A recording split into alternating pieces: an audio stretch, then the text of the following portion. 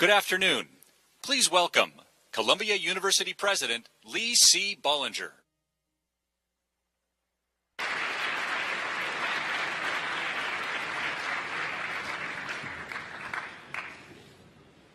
This town hall with Warren Buffett and Bill Gates, moderated by Charlie Rose, is a wonderful event for Columbia, and we're very, very proud to host it.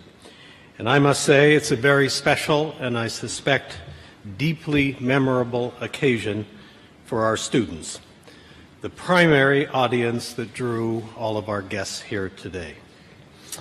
Warren, Bill, and Charlie are friends of this university and of mine personally, and in the case of Warren Buffett, an alumnus. They are people of enormous talent, accomplishment, and success. And as much as anyone alive at this moment, they embrace and act on the deep sense of responsibility that good fortune creates. If you had to choose people to represent the best of a generation or even a century, you could not do better than these individuals. Charlie Rose demonstrates how the art of conversation can educate and illuminate. Bill Gates succeeded in creating from scratch a business giant that now takes that success and searches the world looking for ways to make humanity meaningfully better off. And Warren Buffett is a one-of-a-kind investment genius, but even more importantly, he grasps a complex world better than almost anyone else, and then combines that singular talent with an uncanny capacity for condensing insight and wisdom into memorable utterances at the level of a Will Rogers or a Mark Twain. We are admiring and grateful for their presence today. Thank you very much.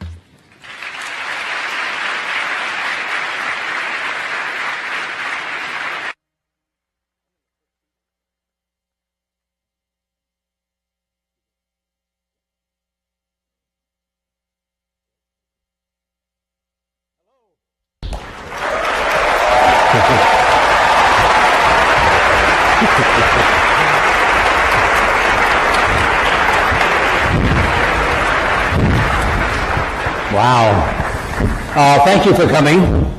Thank you, President Bollinger, and also to Columbia for hosting this. And we also very much appreciate the people who are here in Alfred Lerner Hall. And we want to welcome everyone viewing on Facebook Live. These two guys sitting next to me I've known for a long time. I've probably done more interviews with the two of you than anyone else. I certainly know that I always came away, one, having fun, and two, learning something. And my guess is so will you this afternoon. They represent two different generations, but they represent a kind of essential friendship. As Bill has said, it was instantaneous when they first met, that they knew they would be great friends. I should also say to you that they have been here before. This was, I think, in 2009, was it? Sounds right. Do you remember it, Bill? Yep. 2009. And what was that event called? Making America Great, wasn't it? Keeping America Great. Keeping America. We're entitled to a royalty. Keeping America Great in 2009. Later, I'll be here talking for just a few minutes with them. But this is an opportunity for all of you to participate. There'll be people going around with microphones. I ask you, in the interest of everybody here, we don't need speeches, we need curiosity. We need people to really think about what they're saying, think about what you think, and in the most precise way you can, ask a question so that as many people as possible will have a chance to be involved. We'll have considerable amount of time, to talk about anything, and certainly everything from your curiosity about what they know, which is considerable, but also the world around you, because they know a lot about that too. But I want to go back to the idea of this friendship, Warren.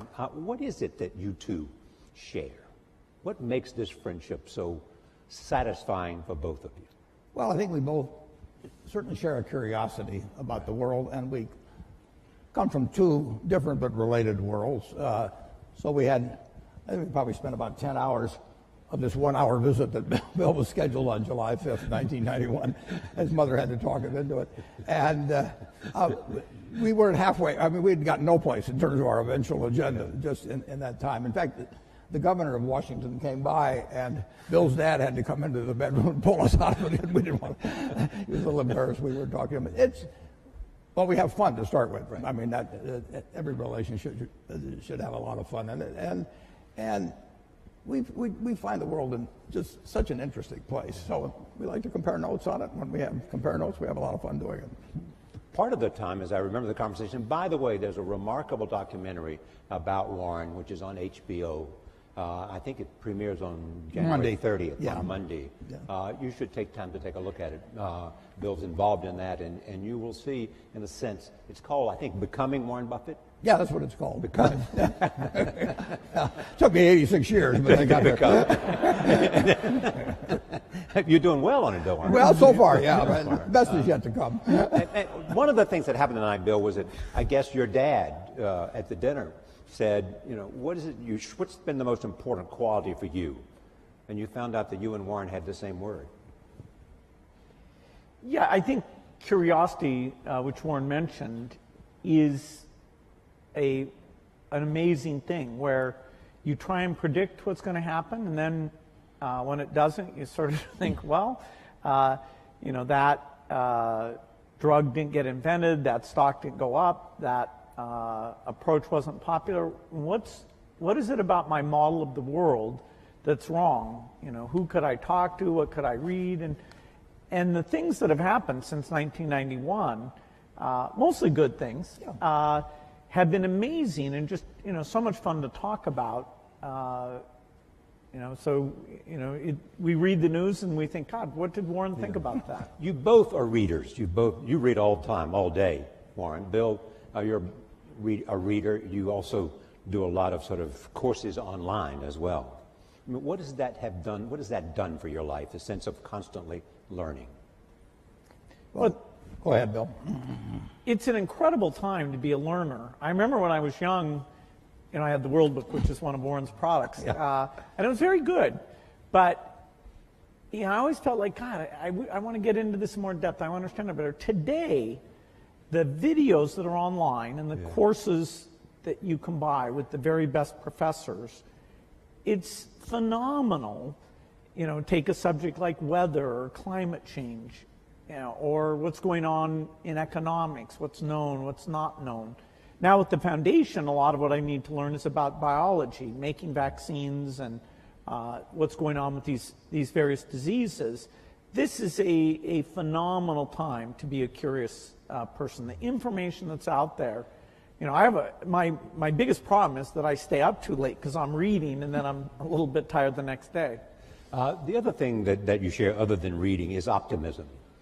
You believe in America. Absolutely. You have said to me more than once, I would give up a year of my life just to know what the next 50 is going to be like. Yeah, even the next 4 now. I mean, why'd you pick 4? I don't know, it's just a number that came to me. It is just fascinating what's happened just in my lifetime, in the 86 years. I should mention one thing about reading. It was at the library here at Columbia that I wish I spent probably more time than any other student. I lived there practically. But I pulled the book out there, happened to be Who's in America, and it told me something about my professor, Benjamin Graham. And then I looked up and I went to the library and I said, I want to learn more about this because I learned this over here. That changed my whole life. We own Geico now because of that librarian directing me to some other book and then following through on that. It's the chance. I read about 1/5 the pace that Bill does, but I still spend 5 or 6 hours a day reading. I mean, it just, you can learn so much. I particularly love biography, just to be able to live the lives of these people that have been so extraordinary, the lessons and you know, the discouragements they face, just everything about it. So you can't get enough of reading. What surprises you most about Bill? That's an interesting question. I guess what really surprised me is initially we just found so many things to connect on. He did try to sell me a computer. That's probably the only sale he didn't make, although the computer changed my life for the better in a big way subsequently. But, well, he just had this same curiosity. Yeah. And the other word you have used is focus. Well, the focus is no question about it. I mean, both of us got to where we are in a big way because of focus. Bill, what surprises you about Warren? I was so amazed that he comes to investing with this broad model of the world. So one of the first questions he asked me was, hey, Microsoft's a small company, IBM's this huge company. Why can you do better? Why can't they beat you at the software game that you're playing? And I always, every day I was thinking about, okay, what advantage do we have? What do we do? But nobody ever asked me that question. And we talked about the economics of software, which is a very different and special thing. And he could relate it to things that he'd seen. And I didn't understand banking, why some get ahead and some don't. And so he was able to put that in very clear terms. And so I found somebody whose model was rich enough that it helped me understand things that I really wanted to know. And we could laugh about things that were a surprise to us. I'd say his humility and his sense of humor really stood out in this incredible way. I mean, he enjoys what he does and he shares that with other people. And even, when I ask questions that are pretty naive, that he's probably been asked 50 times, he's very nice about, well, it took me a long time to figure this out, Bill, but here's how it works. I tried Bill out with some non-transitive dice. And I'd read about him in Scientific American or someplace. And there were only two people in the world in the history of these dice that actually figured it out while I was trying to take their money from them. And one was the leading symbolic logician in the world, and the other was a drunk who didn't really know any better and asked the wrong question. But Bill said, wait a second, you choose first, and the game was over. You taught him, you didn't teach him, but you brought him into a great appreciation of bridge. Yeah, he'd play bridge, but the family is very big on games. His family was very, very big on games, and so we played bridge together, and we played in China, going down the great rivers when we were supposed to be looking at the scenery. We had a good time playing bridge. All right, we've got a lot of questions we want to talk from the audience. We want to start up in the balcony, so we haven't forgotten you. It's hard to see, but is there a number there that has a question? Okay, start it wherever it is. Yes, number 6.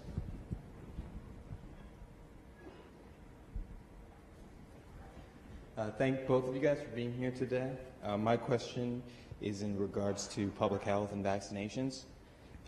Given our current president's publicly stated stance against the use of vaccinations, both in this country and abroad, how would you recommend that we, as students and future leaders in the health sciences, best allocate our resources to most effectively resist his alternative fact political philosophy in regards to domestic and global public health? Thank you. Well, Bill? That's a good place to start. Yeah. Well, the facts about vaccines are very clear and very strong, which is both that they're safe and that the vaccine schedule has been designed to reduce disease. And the more parents that adhere to it, the more not only their children be protected, but you have some kids who are immune deficient. So unless the kids around them are protected, then it puts those kids at risk. And there are diseases like measles or pertussis that all it takes is a small cluster, and then mostly those diseases would be coming in from overseas, but you can get infection, and in some European countries you've had deaths because the kids weren't vaccinated. I don't think the U.S. government is going to come out with any negative statements. There may be a commission, and fortunately, if you look at the facts are quite unequivocal. We certainly are speaking out in favor of vaccines. So I'm a little surprised that we have to stick up for them, but it's true in every country that you get these rumors, and particularly in today's media, those rumors can get out and ahead of the facts because the rumors are sort of more salacious or, contrary to what you've been told type things. Here, I'm sure we'll have a chance, if necessary, to go through the facts again and get a clear positive message from the government. And the risk is, if vaccines somehow, people are scared of having vaccines, the risk is? Well, we're engaged right now in polio eradication. And the only way that succeeds is to get 95% of the kids to have these vaccines. And there we ran into a form of anti-vaccine sentiment that's even worse than U.S. rumors, and that is that two terrorist groups, one in Nigeria, Boko Haram, and another one in Pakistan, Afghanistan, the Taliban, said that vaccination was a U.S. plot and would sterilize women, and it was a very bad thing. And they took the women who were going out to the children's houses and giving these oral drops, oral polio vaccine, and actually killed a number of them. And so those negative rumors, the only reason we still have polio today that we're not done is because of that part of Nigeria that Boko Haram has caused unrest in the border areas, including Baluchistan in Pakistan, where there have been these anti-vaccine sentiments. So, our risk is simply those negative things. So it's not just in rich countries that we run into this. It absolutely causes deaths if parents don't know. Bring your kids in and get them fully vaccinated. And your drive to eradicate polio is to show that you can do it. Well, it started in 1988 when it already had been eradicated in the Americas. So these were the U.S. in the 60s, the rest of the Americas in the 70s, showed that it could be done. And so in 1988, well before our foundation was involved, Rotary and a number of other organizations said, let's get rid of this. And it's been harder than was expected just because of these sentiments. Here we are in 2017, last year, less than 50 cases. So we are very, very close. In fact, there's so few cases now, the way that we track where the virus is we go and look at sewage samples, and we see, because a lot of kids get infected and pass it along without getting paralyzed. And so it's only through these sewage samples we know that there's still about 4 places in Pakistan and Afghanistan and 1 place in Nigeria that we haven't gotten there yet. All right, let's see. The next question. I got to see a card. Number 1. Thank you both so much for being here. My question, again, is a little bit on the political spectrum. I was wondering what you're both most hopeful about in this new political environment we have, and also what you're both most worried about. You want to take hope or worried, Warren? Well, I'm confident that America will move ahead.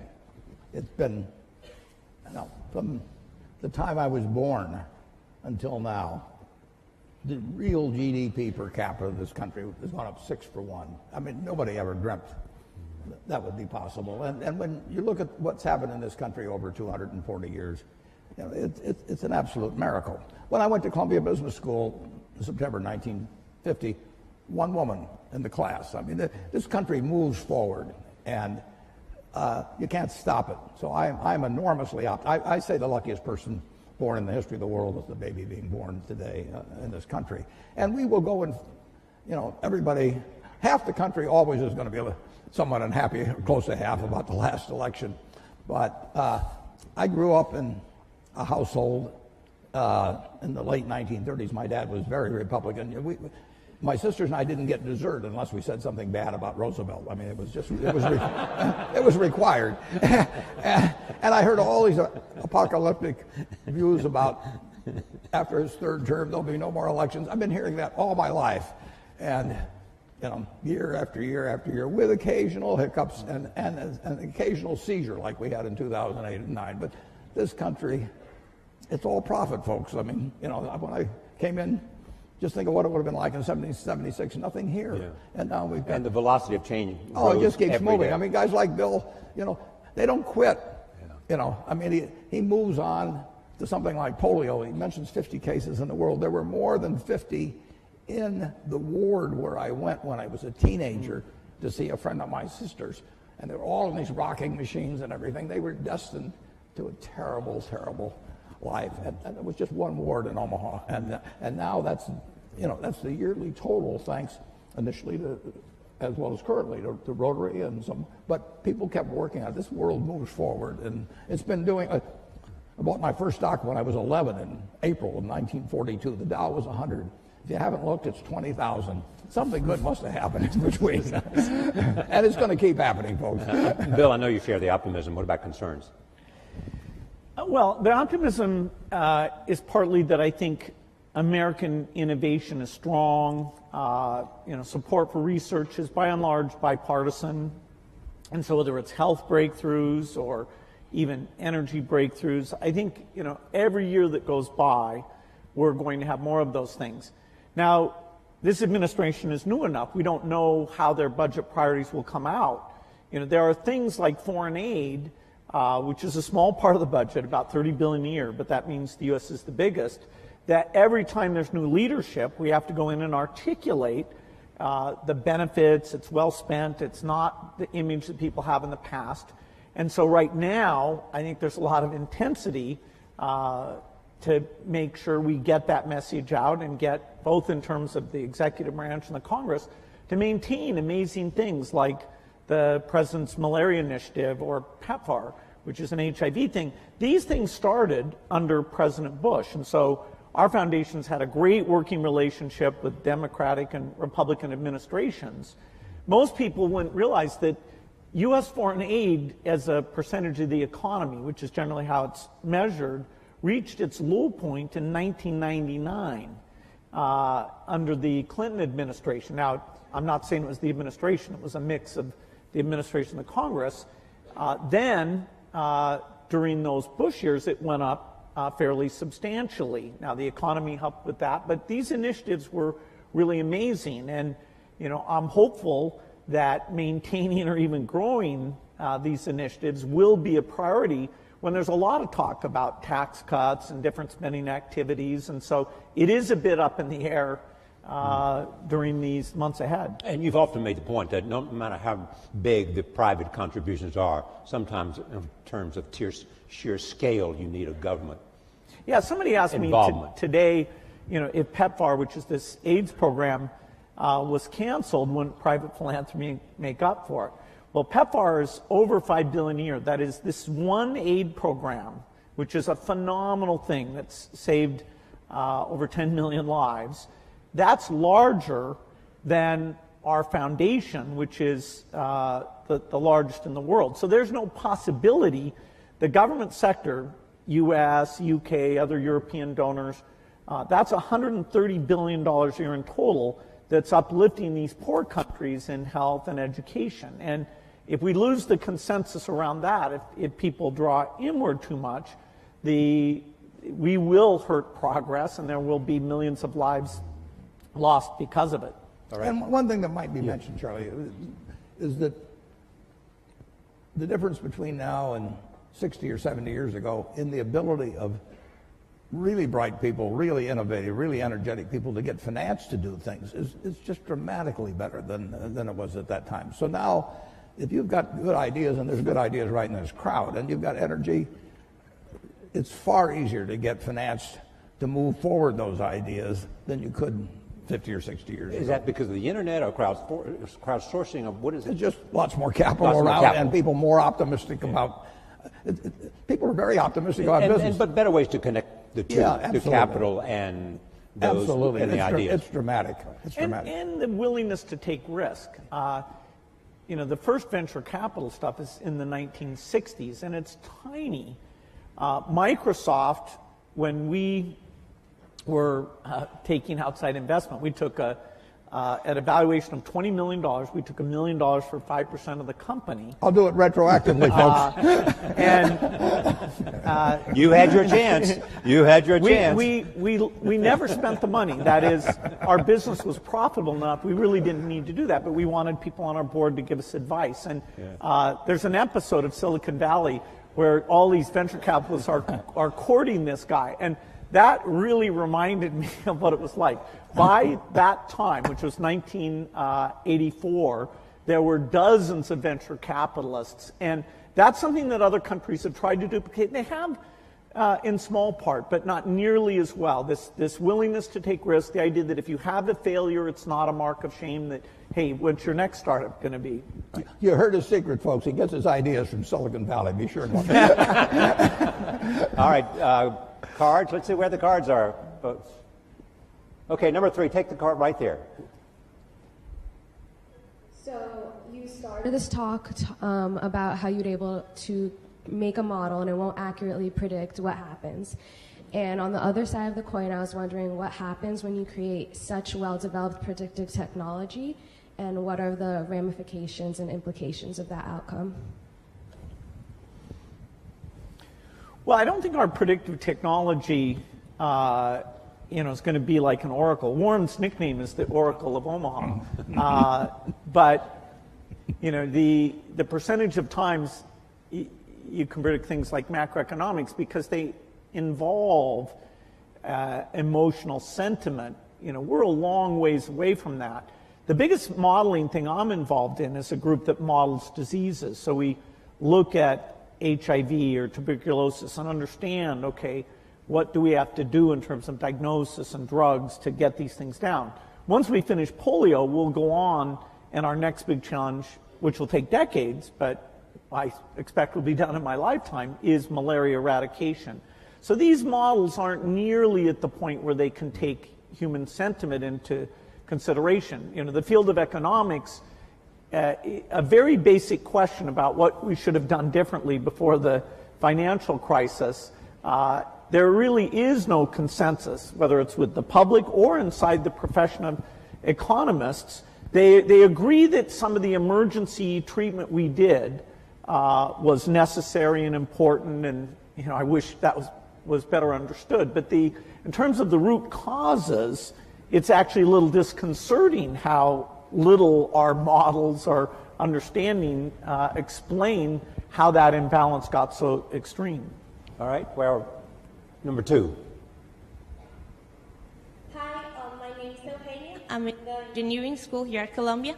And I wanted to ask, you were talking about that you love reading. I wanted to ask if you have a particular book that it changed your life, like the way you think about things. And I also wanted to ask, what is the thing that you admire the most about each other? Like you, Bill, about Warren, and the other way around. Thank you. They sort of touched on the second question, but go ahead, they may want to add to it. Books, though, first. Changed your life. Well, a book did change my life, and it was by a fellow who taught here at Columbia, Benjamin Graham, and I read the book when I was 19 called The Intelligent Investor. And I'd been interested in investments since I was maybe 7 or 8, but I'd never, and I'd read every book in the Omaha Public Library by the time I was 11. So why do you think you were interested in investing when you were 7 or 8? Because I was too dumb to get interested at 4. My dad had a very small investment firm, and I would just go down. I read all the books that he had there, waiting to go to lunch or whatever it might be, and then I went to the public library and read them all, and it just was a fascinating subject to me. But I didn't have any. I knew what everybody thought and all of that at an early age, but what Graham wrote made sense. I just happened to pick that book up at a bookstore in Lincoln, Nebraska. But to investing per se, is there something about your core competence that made investing the perfect place for you to be? Yeah, it certainly wasn't to be a pro football player. I looked. It was a question of zeroing out all the other incompetencies, and I was left with one thing, Just the allocation of capital. I was actually wired in a way that was. This would be something I would be good at. So wired in what way? I can't tell you precisely, but I've got the right temperament for it, which is much more important than IQ. If you've got more than 120 points of IQ, sell the rest to somebody else. You don't need it in investments, but you do need the right temperament. You do it. You do have to be able to think for yourself. And getting back to, the earlier question, the first question I ask myself when I look at a business is it important and easy what I can determine about this business? Yeah. And a lot of them don't make it. Now, Bill is looking for hard questions that plague society, and where intellect and money may make a difference. They may not for a while. But he's taking on the tough things. My job is to find easy things. I'm looking for 1-foot bars to step over, rather than 8-foot bars to jump over, But that's not irrational if you're looking at the investment universe. But reading is key. On the biography, on the book thing, I will tell you a wonderful book to read. I can tell you a number of them. Intelligent Investor, obviously, if you're in the investment field. But Katharine Graham's autobiography is a marvelous book, and it's absolutely honest, told by an incredible woman who had an incredible life and then wrote honestly about it. But someone who you knew very well and invested sure. with, and she was a bit reluctant and had to be assured, that she was afraid of me, actually. Yes, but what makes that book so much? It is such a broad range of human experience, honestly told. I mean, you couldn't have nobody in Hollywood could write a scenario that she lived through, and just to see that world develop, how she reacted to it, and everything. You can learn so much. My partner Charlie Munger just loves Ben Franklin. You can learn from other people and their mistakes, and I find biography is my favorite. Part of the reason you love biographies. Pardon me? Part of the reason you love biographies. Yeah. Okay. Where is the card? Right here. Just come here. I'm having a hard time seeing the card, so that right here. See where the hands are raised. Hi, my name is Chisholm. I'm a senior here at the college. I'm also a Gates Millennium Scholar with my family over here. So I'd like to ask, what both of you do involves a lot of risk. And sometimes you have to face the fear of failure with that risk. So I'm asking, how did you overcome that fear and what steps did you take to do that? Well, I think I was very lucky that when I was in high school, the computer was brought in there. And I developed a fascination for it and became kind of fanatical about it. So that, I didn't view it as risky. I viewed it as this kind of fun hobby. Even when I went to college, which I didn't finish, but I spent time up in Cambridge, Massachusetts, I wasn't sure that would be my life's work. Now, as the chip came along and made it mainstream, it became very obvious that something dramatic was going to happen. And so my passion, my hobby, and the area I could start this company right at the beginning of the revolution, that coincided in a nice way. And I never felt it was risky. If Microsoft had failed, I didn't have kids or anything. I could go back to school and finish my degree and go get a job somewhere. I was very risk averse in running the company. I always made sure we had enough money in the bank to pay everybody for at least a year if nobody paid us at all. Because this idea, I was hiring people who had kids and families, and they were moving to work there. And here I was, 19, 20 years old, and sort of telling these people I'd be paying their salaries. So I was actually very conservative on a financial point of view. And one of the few arguments I had with Steve Ballmer, who came in and played a phenomenal role in the success of the company, was how many people could he hire? Because I was trying to be so conservative. But I let him go full speed, and it turns out our financial success meant that we never had a conflict about that. But I think it's great to be risk-taking, particularly when you're young, trying out different things, fields that aren't very popular that you might enjoy. But I never got into a position where I was taking actually, in any meaningful sense, I was taking a big risk. I mean, the risk for you would not to have acted because you felt the train was leaving the station. Yeah, and it was so clear that, this was going to happen. And this was so much fun. I mean, I was a fanatic. I didn't believe in weekends. I didn't believe in vacation. My mom had to negotiate whether I'd come once a week for dinner. No matter who the guest was. Yeah, that's right. That's right. Yeah. But Warren, you have often said you still tap dance to work. Absolutely. Because you can paint with your own colors. Yeah. I I'm as excited about tomorrow in terms of what's going to happen as I was when I started. I was having a lot of fun when I started, but I'm having just as much fun now. And I was, when I was here at Columbia, I had this terrible fear. It was impossible for me to speak in public. I mean, I wasn't able to do it. I actually read an ad in the New York Times. I went down to Midtown, signed up for a course, gave the guy a check, and then stopped payment on the check. I mean, I just petrified. But finally, and actually, after you get through hearing me today, maybe you'll wish I'd stayed afraid of public speaking, but that's another question. Then, when I got out to Omaha, I finally decided I just had to do it, so I gave a guy $100 in cash, and once I parted with $100 in cash, I'd jump off the Grand Canyon to get my money's worth. So, but it changed my life. But I would say this: don't fear failure. Almost everything that's turned out, I got turned down by Harvard. The best thing that ever happened, among other some good things that happened that didn't seem good at the time. Don't worry about. And don't let it eat at you or look back. Just keep going, because you're going to have some things, and forget them. Go forward. All right, I want to go to the back of the room, right back there, wherever number 3 is. Hi, my name is Matthew Mann. I'm a first year at Columbia Business School. Both of you had a moment where you went out on your own. And I guess my question would be, if you were to do it all over again, you're in our shoes, what industry would that be in? Where would you start your own business today? I'd do the same thing. Yeah. I mean, for one thing, I'd be a failure at anything else probably. I mean, I'm not gonna, no, I mean, I had fun when I was in my 20s, my 30s. Now I'm 86 and I'm having fun. And so I advise students, as much as possible, look for the job that you would take if you didn't need a job. I mean, don't sleepwalk through life, and don't say it's all going to be great. I'll do this and I'll do that, and I'm just marking time till I get to be older. That, as I've told people, that's like saving up sex for your old age. I mean, it just is not it is not a good idea. Yeah.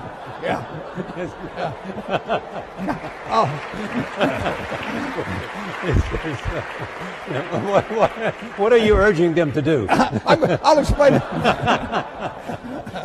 Just what I'm talking about. Now, you really want to be doing what you love doing, and you can't necessarily find it on your first job. Right. But don't give up before you find it. Bill, you've had the unique experience, A, because of your curiosity, B, because of your involvement in global health, to see the impact of a lot of other areas, whether it's biomedicine or whether it's a whole range of other things other than computer science. If you were going to drop out of Harvard today, which field would you be most likely attracted to? Well, I love the hard sciences, and there's some phenomenal things that people will get a chance to be part of.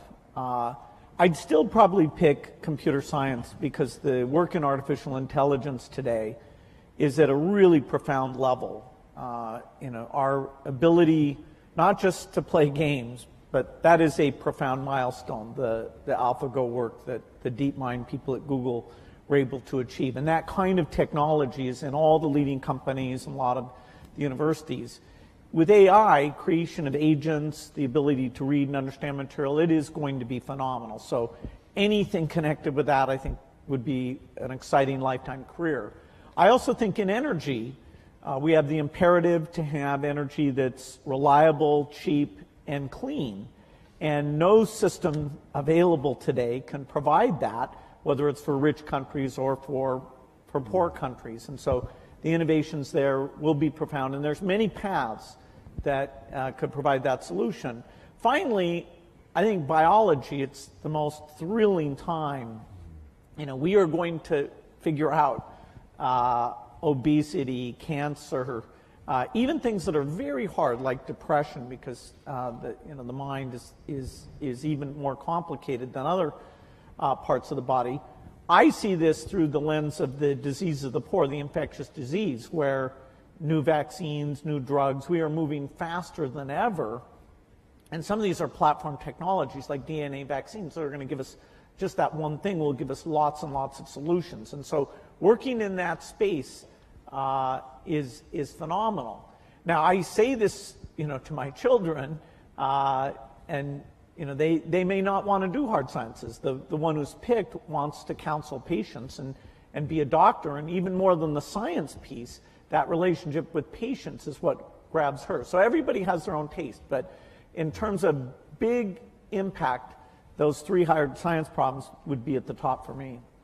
All right, next, right here, right next to number 1. Hello, thank you guys for being here. Also, thank you to Mr. Gates. I am also a Gates Scholar, and without your foundation, I wouldn't be here. Many industrial-based communities have been severely affected with higher levels of unemployment due to the increasing utilization of automation, which ends up displacing workers. What do you believe is a possible solution to unemployment arising from automation? It's a good question. Because there's a lot of talk about globalization and all of that, and a lot of other people step forward and talk about how technology and the impact technology is having on jobs and the demand for new kinds of skills. Yeah, we were here in 1800 and conducting this, and somebody would point out that eventually tractors would come along and better fertilizer and everything, and that 80% of the people are now employed on the farm, and in a couple of hundred years it's going to be 2 or 3%.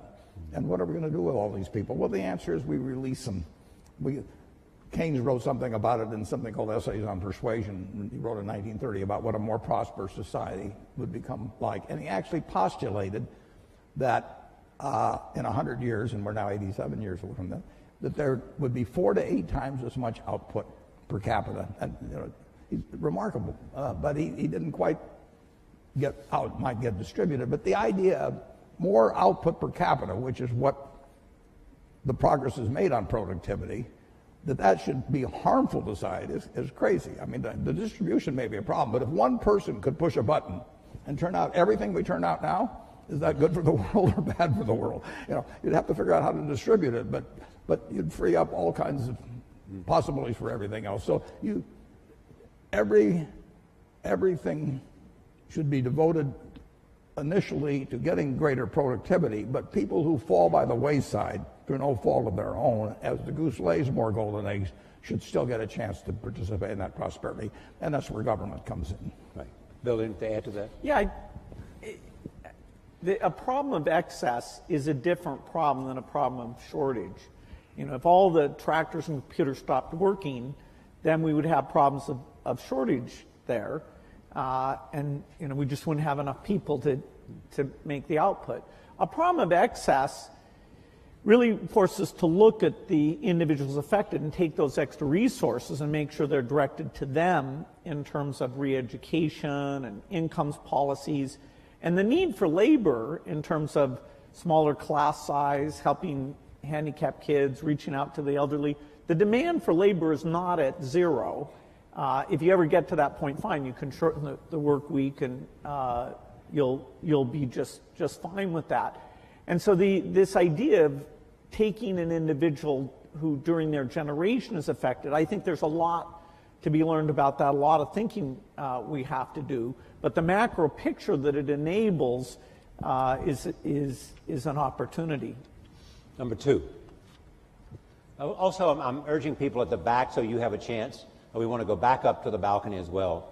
So I see number 6. We'll come to 6 after 2. Yes. Hi, my name is Sam. I go to Columbia College, and my question is, what steps do you think need to be taken in order to improve public education, particularly in economically depressed areas of the United States? Bill was the educational. Yeah. I think this is a super important issue because the dropout rates, although they've gone down a little bit, they're still very high and vary based on income. And even kids who graduate, a lot of them don't enter college, or they do enter college, and they end up in these remedial courses for their reading or math capabilities. And those people have an extremely high dropout rate from higher education, and they can incur debt, they have a negative experience. So we have a long ways to go in education. There are some very strong points of light, like here in New York City, some of the charter schools are, with even less resources than schools at large, doing a phenomenal job of educating kids. there are a lot of countries, particularly in Asia, who, spending way less of their GDP on education, are doing a great job educating their kids. And it's not just the top 20%. Their bottom 20% is pretty phenomenal in the case of China, South Korea, and Singapore. And so looking at what we've learned in charter schools in terms of building the culture, giving teachers feedback, what is good teaching look like? Do we give teachers a chance to learn from each other about that interactive element that makes the subject seem relevant and important? There are great teachers, but spreading those practices has been very, very tough. And so I'd say it's a top priority, and our foundation has that for our work in the United States. Education is the top priority, whereas outside the U.S., we take on health. It's a tough problem because the institution of education are fairly resistant to change, and people are not yet convinced by various approaches very easily. But we need to keep at it. We're going to, stay and even actually put even more money into trying to help create models. Okay, up to number 6. Hi. First, I want to thank Bill. I've witnessed the role of your foundation in eliminating polio in India, and I'm really thankful for that. My question is more on how to set the basic level of debate in any public sense. There are many trade-offs. How to explain climate change policy for people who are losing jobs in the coal sector? How do you balance the current short-term economic goals with the long-term peaceful transition to the renewable sources of energy? No, it's a good question. The certain topics are so complicated, like climate change, that to really get a broad understanding is a bit difficult, and particularly when people take any of that complexity and try and create uncertainty about it. For example, India's kind of paradigmatic in that they want to electrify for all sorts of good reasons having to do with health and reading at night and quality of life. And the question of should they delay electrification for climate issues is going to be very difficult. The ideal is to innovate in such a way that they can go full speed ahead on electrification without emitting the CO2 that the natural path of them today, which is coal, is the way to go. And so we have a lot of cost reduction to do because rich countries may be able to buy premium electricity. When you get to middle income or lower, that's just not going to happen. And democracy has us allocate these resources in terms of investing in the future and things like research and investing in the present. And when you have a problem like the financial crisis, then you do get a little bit of more of short-term thinking. And I'm hopeful, I think it's better for the world and for the country if we can get back into a little bit more of a focus on the long term. We have some questions from Facebook. Warren, a central tenet of your investing is to invest for the long term. And this comes from Brian White, who says, how might Bill and Warren convince investors to think beyond short-term returns to encourage world-changing innovation? Well, I've spent my life trying to convince people of investing for the long term. Listen, if I knew how to double my money tomorrow, I'd probably invest for the short term too. But it's much easier to invest for the long term if you're just talking pure investment, because you know what's going to, in my view, it'd be very high probability what's going to happen 10 and 20 years from now in a major way, and I don't have the faintest idea what's going to happen tomorrow or next week. But if you're talking about societal, it's very tough because politicians face elections either every 2 years or 6 years, and the way particularly congressional districts have been organized, primaries have become more and more important, and so it's very hard to have politicians think of something that's wonderful for the country for 20 years, but will cost them the election 2 years from now. And that's a basic problem in a democracy, and it gets to be more of a problem as we've arranged congressional districts so the primary dominates, because a very limited number of people turn out, and their motive they tend to be on the extremes of both parties. So it's not easy. Whether you're going to make an investment in a company or whether you're going to buy the company, what are the factors that you have to be, that you're looking for? What test? I'm looking for durable competitive advantage. I'm looking for something that has a moat around it for a considerable period of time. And I'm looking for an honest and able management to run it, because I don't know how to run it myself. And I'm looking for a purchase price that's not excessive. But it's better to pay a little too much for something that's a very good business than it is to buy some bargain, but really a company without much of a future. And I don't know, I don't have a ability to predict with a high probability of success the future of most companies. So I'm looking for the exception. But the nice thing is, if there's thousands of companies out there, I really only have to be right on a couple. I mean, it's exactly the opposite of baseball, where you have called strikes, and the pitcher's trying to throw it to you at the worst part of the strike zone for you.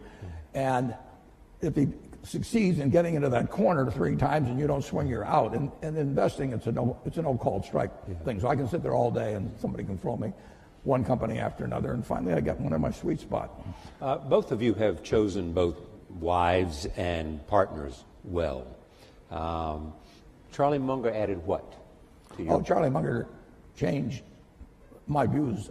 He refined them in a huge way in terms of looking for the quality companies and looking for the ability to make an investment that would work out well for 5 or 10 or 20 years, as opposed to something there might be one. I call it cigar butt investing, where there was one puff left in the cigar, but the cigar was free, so you picked up these disgusting looking things and got one puff out of them and one onto another one. And that worked okay, but it was small scale, and it really doesn't build something satisfying. So he kept forcing me in the direction of saying, is this really a business we want to own for forever? And do we want to get associated? It's like a marriage. I mean, do you want to get associated with this person forever? And it's a great way to look at things.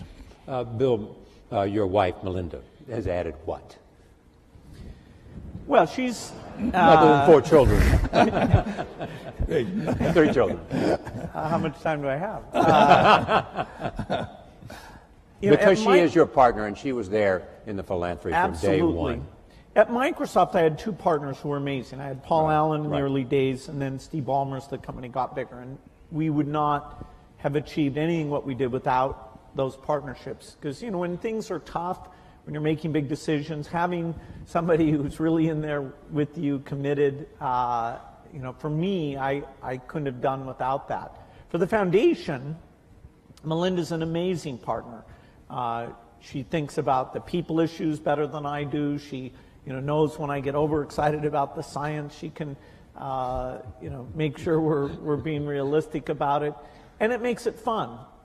Last week I went to Europe to World Economic Forum. She went to Nigeria, and then this weekend we just sat and talked about, okay, what did we see? What does that say about the work we should do? And so, I don't think I'd enjoy it without a partner, and particularly someone amazing like her. It's more fun with a partner. I mean, Charlie and I have had more fun working together than either one of us would have had individually, and we have never had an argument after working together for 58 years. You talk every day? Not anymore, because we know what the other guy's going to say. We just grunt. We talked it all out 50 years ago. So if you see Charlie and he says, "Why haven't you called me?" you'd say, "Well, I knew what you'd say anyway." Absolutely. No, there's no question about it. We still have a lot of fun together. All right there. Well, let's see, number 2. Hi, my name is Molly Zanger. I'm a student at Barnard College. I guess what I'm basically wondering is what your main considerations are when you're choosing where to donate and what causes to donate to, and what the main challenges are that are associated with that. Yeah, well, I wholesaled it because I made a choice that I wanted to have. Well, originally, my first wife and I planned that I would pile it up and she would unpile it, but that was plan number 1. But she died in 2004, and then I had the problem of figuring out the best way to distribute what would turn out to be a lot of money. And I wanted some people who had similar values and similar objectives to what I had, but I also wanted people who would pour in intelligence and energy, and in the case of Bill and Melinda, a lot of their own funds, would work at it full-time, but who really saw society as I saw it, which was that every life is of equal value. And that if you start with that, and then you figure what you might be good at changing, whether it's in medicine or education or early learning or whatever it may be, that was my answer, was the wholesale. I mean, retail philanthropy would drive me crazy, but wholesale philanthropy I really like. Bill? Yeah, for our work at the foundation, the belief in innovation, which both Melinda and I saw at Microsoft, our question was, okay, how do we bring that kind of innovation to help the world's poorest? And we learned that coming up with new vaccines, that although you can pay a lot to have them created, the marginal cost comes down to less than $1. So getting a new vaccine for the main cause of diarrhea or pneumonia, that can be a phenomenal thing. So you're looking for these super nonlinear dramatic things, because as a per poor person or compared to government funding, philanthropy is actually quite small, and yet funding vaccine projects, the government isn't as good as that as a philanthropist who assembles a team and over time is learning how to do that very well. And we had models. Rockefeller Foundation was a phenomenal foundation. The Green Revolution is just one of many things that they did which raised agricultural productivity and avoided hundreds of millions starving. And so studying the other foundations that have taken these big breakthroughs and created a model out of those, that was very informative to what we've gone after. What's the most important lesson you've learned, though, about making investments from the foundation today that you learned along the way? Well, I think when we started out, I thought that just coming up with a new vaccine or drug alone would be enough, and that the world would then take that and get it out to all the children of the world. Partly through field visits I did, that Melinda did, looking at the statistics. That delivery system doesn't get out to a lot of the kids. And so having to figure out how people were hired or how that was funded and measured, this what's called primary health care, we were drawn into that out of necessity. It didn't fit the normal sort of in the lab, come up with this great concoction. And yet, in order to achieve our goals, we needed to think about those delivery pieces. In fact, sometimes the state of the product actually had to be simpler in some ways in order to get through that very limited delivery capacity. And now we're getting to 86% of the world's children with vaccines. It was about 70% when we got started. So that's a good increase. We still have 14% to go. Bill and Melinda have amazing convening and persuasive powers as well. So, I mean, they bring something far more to it than just money. They work incredibly hard, as do my 3 children in their foundations, but they work incredibly hard at getting governments involved in vaccines or whatever it may take. And that just is, it's an extra dimension that I think very few people have in the field. Yeah, I mean, it's a hands-on well, travel to experience. When Melinda is in Africa and she's holding a little baby, she is actually thinking, this kid needs to be vaccinated, has a decent chance in education and all that. I feel the same way about the kid, but what I really think is he going to pee on me? Can I hand him something? So there's just a difference in that human touch that makes a big difference. I'm halfway in between. I think he's closer to me, actually. Number 1, number 3, and number 4. First 1, then 3, then 4. Hi, I'm Malvika Goswami at the Columbia Business School. If the current government were to ask for your advice on immigration or healthcare reform, what would you recommend to them? Maureen? Well, on immigration? Yes. Immigration, this country is built on it. I always say to people that are anti-immigration, let's put it in retroactively.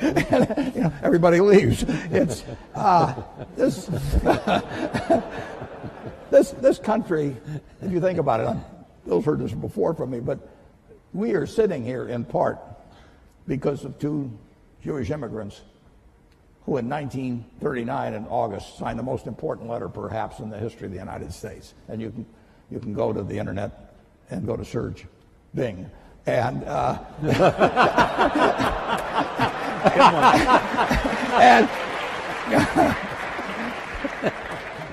and just type in Einstein, Roosevelt, 1939. Leo Szilard and Albert Einstein, two immigrants, came here. They came directly from Germany. Szilard came from Hungary before that. And they told President Roosevelt that the Germans were likely to develop an atom bomb, which was likely to work. It's less than a full page, and we better get to work on something fast. And that the Manhattan Project came out of that. And if it hadn't been for those two immigrants, who knows whether we'd be sitting in this room. Mm-hmm. Immigration? I'm going to let him handle it. You knew Andy Grove. Just go up and down the line. I mean, right. This country has been blessed by immigrants, and you can take them from any country you want, and they've come here, and they've found something that unleashed the potential that the place where they left did not, and we're the product of it. The question also was about healthcare. I mean, what can you tell us about healthcare that you think is important in terms of the consideration of what might happen? I mean, if you were building a healthcare plan for America, what would be the elements that you would want to include? Well, there's no doubt that in order to provide decent health care, the percentage of GDP devoted to it is going to go up over time. It's already very high, and yes, there's some efficiencies to be gained in that 18% or so number. But as society ages, as we come up with new things like joint replacement, organ transplant, which are going to create lots of human benefits, we're going to have more resources overall, including more government resources for health care. And so it's a tough problem because you have both access problems today and you have cost problems today. And whenever I look at a problem, I have this one simple lens, which is innovation should help here. But in this case, innovation, while it will provide breakthrough drugs that will save costs, like if you can cure Alzheimer's, which we certainly haven't done yet, that will save on huge long-term care costs. So we have these chronic diseases that we've made less progress on than some of the others. And the market mechanism to get pharma to go after those things and the basic research US funds, I am quite optimistic that we'll have some advances. But they'll also give us some very expensive things that will mean we're spending more money against it. And I do hope, that at some point that we really are calling on the best minds to look at the incentives for the breakthroughs, the most efficient system we have here. I think there's a lot of unhappiness in the country now stems from the fact that the healthcare system isn't delivering, and yet people are saying less government, more government. I don't think they're being given the depth of education about why it's so tough that over time will help them vote for the right solution. The depth of explanation.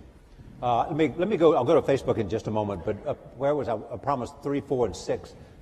3 is there, and 6 is up there. So go 3, 6, and then we'll go to Facebook. Hi, my name is Josh Schaefer, and I'm a dental resident at Columbia. My question is, for future doctors and dentists of America, what advice do you have in giving about having a proper balance of providing that health care, but also mastering the concepts of business and economics? Well, Atul Gawande is, an incredible author. Exactly. He, in the current issue of the New Yorker, has the latest in wonderful articles about the healthcare system. And he's talking about the people who do sort of heroic surgery like himself are paid twice as much as the people who are on an ongoing basis in a great incremental way learning about the patient and seeing what works for them. And it's a calling cry to say, hey, that part of the system needs to be run better, needs more resources. And So I think it's brilliant that he's saying that, and it also corresponds to what is working in some other countries. Okay. 6. Hello, my name is Jen. I'm from Columbia College. So you both have invested a great deal of money abroad, but there is a prevailing belief by some that there are pressing issues in America. There are poor people here, there are sick people here, and we should deal with that first before even tackling anything abroad. So what are your thoughts on that? Well, my own personal thought is that every life is of equal value. And in many ways,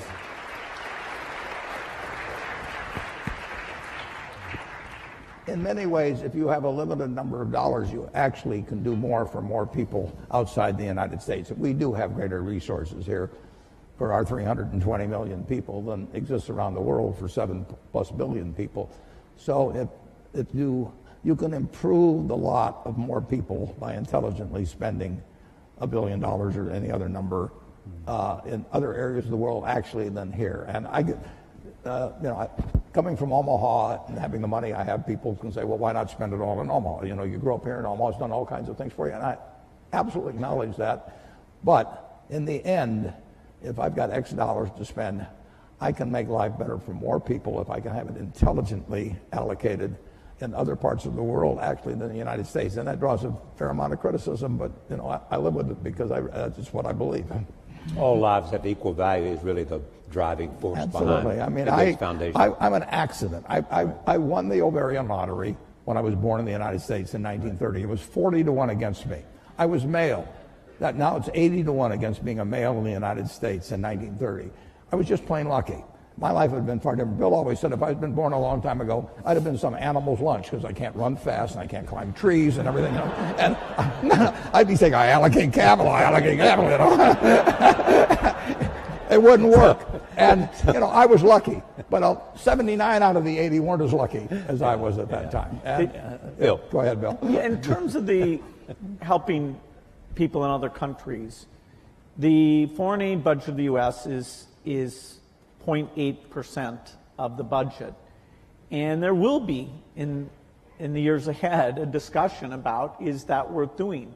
It saves lives for typically about $1,000 of life saved. And in terms of stability and countries eventually being self-sufficient and being part of the world economy, there are some huge benefits to that. So if we were talking about should we spend 20 or 30% overseas, okay, that would be a very interesting discussion.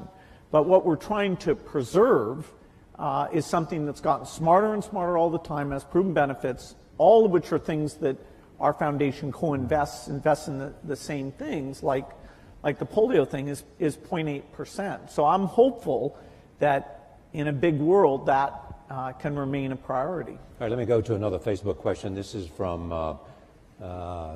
Nadia Akwal, says, how might Bill and Warren encourage innovation, particularly among teens and young adults? How do you encourage innovation? Well, I think you have a market system that provides rewards for it. Yeah, that's one of them. Yeah. and we have it. I mean, we have an incubator for innovation in the United States. And, Bill can drop out of school. Andy Grove can come from Hungary. And, it just welcomes it. And thank God. I mean, that's why we have the kind of prosperity that we have. I mean, the question of how it gets divided is a secondary question, and that does not get solved as well by the market system. But our system is just designed for it, and look at what has happened. All right, number one. Also, I want to make sure we get the people in the back, so we only have 5 minutes left. So there's a couple of hands up in the back, so please recognize it. Hi, my name is Sahir. I'm a senior in the engineering school. As men of such great influence, I'm curious, and we touched a little bit about this in the last question, but how you deal with reconciling your convictions with maybe what is believed by the public, maybe even a majority, considering that you have the wealth and power and fame to make such great things happen.